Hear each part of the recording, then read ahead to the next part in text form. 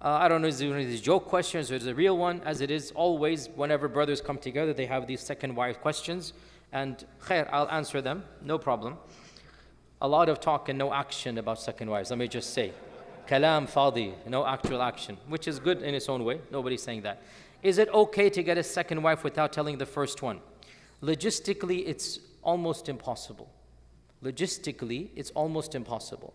Realistically, you are asking for trouble. It doesn't work this way, okay? So I would never advise this. You are going to get into trouble. It's going to be painful. Your first wife will eventually somehow find out, and when she does, it will be far more painful than if you had gone about this the proper manner. And also, as I said, these types of questions typically come from our youngsters thinking they can manage to. Us elders who have been married for a few decades, we understand one and one is enough, alhamdulillah. So be patient, inshaAllah ta'ala. Are you sure you want to ask publicly about a second wife? I'm just saying, you have raised your hand. The camera is looking at you. So the camera should not be looking at this particular brother here. He's asking, is it required from a fiqhi perspective? I never said it's required. What did I say? Logistically, it is almost impossible. And realistically, it will cause more pain and damage. That's what I said. I never said fiqh-wise.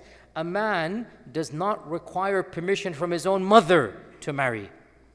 But is it wise for a man to marry without even telling his mother and father? So, legal issues, Allah revealed a sharia with a basic template so that it is extrapolated to every situation and scenario. We make a mistake when we take that basic template as the full reality.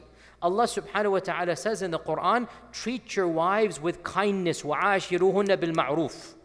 How can you be ma'roof without informing your wife? It's not going to be ma'roof. So logistically and realistically, this is a disaster. And that should be enough. And again, anecdotally, I will say to you, anecdotally, again, I am somebody who has lots of acquaintances and friends, and because of my position, people come to me with their issues. So I hear my fair share.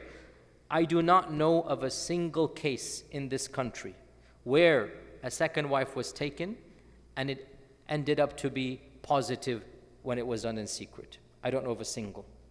It doesn't work that way. So I would never advise this, and it's not something that is... And also, sorry to be blunt here, if you want to follow the sunnah, then follow the sunnah. Tell your wives that is sunnah.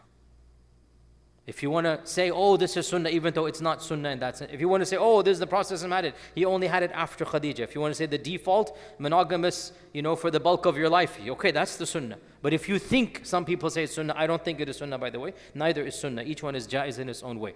But if you want to follow in that regard, the Prophet never hid his marriages from any of his wives. So man up, be a man. You want to have two women, be a man. And own up to what you're doing and act like a man.